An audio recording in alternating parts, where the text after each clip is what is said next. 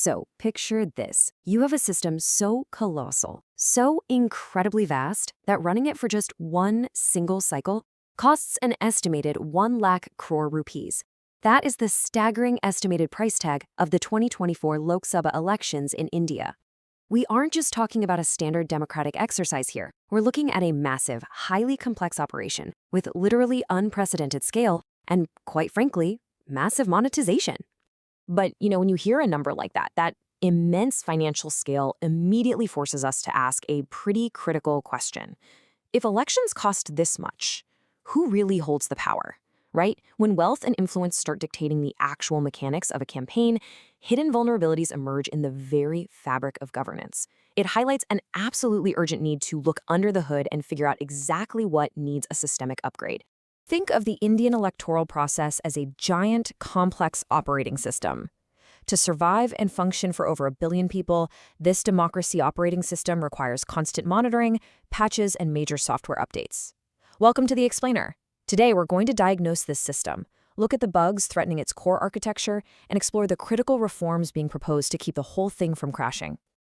Okay, here is our roadmap for today. We'll start with the democracy operating system, then the evolution of Indian elections, followed by glitches in the system, the representation puzzle, upgrading Indian democracy, and we'll finish up with a final review. First up, the democracy operating system, designing for 1 billion users. So every operating system needs a baseline set of requirements, right? A core directive. Here is the foundational code. Driven by Article 324 of the Constitution, the absolute core objective is to ensure free and fair elections. But a system is really only as good as its user engagement, so enhancing voter participation is crucial. The architecture is specifically designed to reduce the corrupting influence of money and muscle power, basically making sure policy isn't just bought and sold. It also encourages total transparency and aggressively addresses inequalities, ensuring women and marginalized communities have an equal voice. This is the ideal state of our democracy OS, where every single vote carries equal weight, totally free from prejudice or intimidation.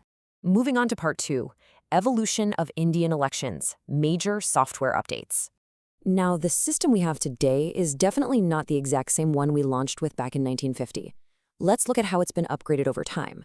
In 1985, the 52nd Amendment rolled out the anti-defection law. This was a direct patch for a major loophole where politicians were constantly switching sides after getting elected. Then in 1988, youth power officially entered the chat when the 61st Amendment dropped the voting age from 21 down to 18. The 1992 update decentralized power massively, bringing punchouts and local governance online. And jumping to 2013, the system empowered voters with NOTA, none of the above, allowing citizens to actually formally reject all candidates if the options were just subpar. But here's the thought. What happens when users just stop logging in? Faced with the growing bug of voter apathy and low turnout, the Election Commission of India didn't just write a new rule. They deployed an active mechanism called SWEEP. That stands for Systematic Voters Education and Electoral Participation. This targeted initiative actively works to bridge the gap between complete disengagement and a fully educated, empowered electorate. Let's move to Section 3, glitches in the system. Critical bugs crashing the democracy OS. Despite all those historical updates, serious vulnerabilities are threatening the political setup right now. And what's truly alarming is how these theoretical glitches map directly to real-world evidence. Criminalization? It's highly visible in the huge percentage of sitting MPs and MLAs with pending criminal cases. Voter fraud isn't just a myth. We're seeing identical voter ID numbers surfacing across multiple states like West Bengal, Gujarat, Haryana, and Punjab. Add in campaign malpractice using bogus voters and deeply divisive communal rhetoric, plus that staggering 1 lakh crore election spending fueled by opaque funding. And well, you've got severe system-level corruption. And looming on the horizon is another massive stress test, the 2026 delimitation exercise.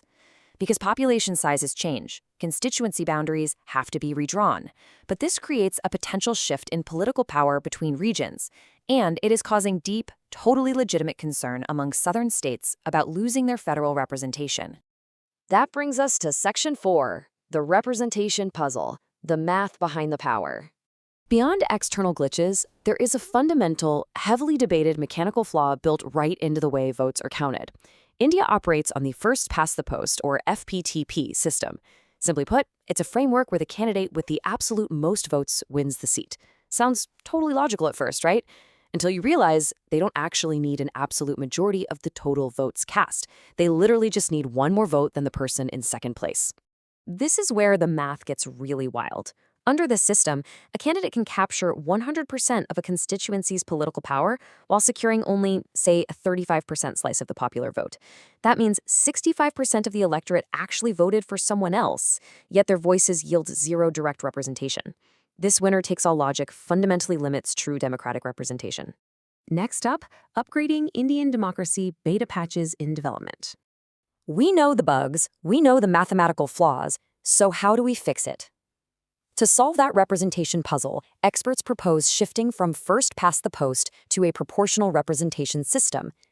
Instead of a dominant party monopoly where losing votes are essentially just wasted, a proportional model distributes power based on the actual percentage of votes a party receives. This creates a much fairer, more inclusive environment that actually accommodates varied political ideologies, which actively combats the social fragmentation often caused by casteism and communalism. Now, for the specific glitches we identified earlier, we have a direct problem-solution strategy. To neutralize the crazy influence of money power, the proposed patch is state funding of elections and mandatory financial disclosures. To fix duplicate voter IDs, the system proposes securely linking Aadhaar with voter profiles. To clean up criminalization, the obvious patch is disqualifying candidates with serious charges and fast-tracking their legal cases. And to prevent dictatorial control within the parties themselves, reforms demand mandatory internal party democracy and strict term limits for leaders. But listen, none of these patches will work if the core hardware is compromised. We absolutely have to ensure essential institutional and technological upgrades.